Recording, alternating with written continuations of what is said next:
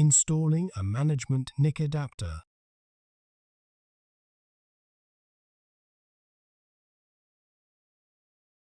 Slide the management NIC adapter into the slot until it is fully seated.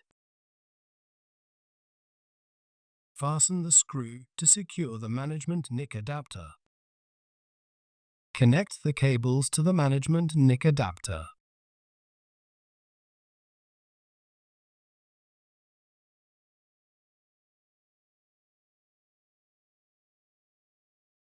Install the top cover.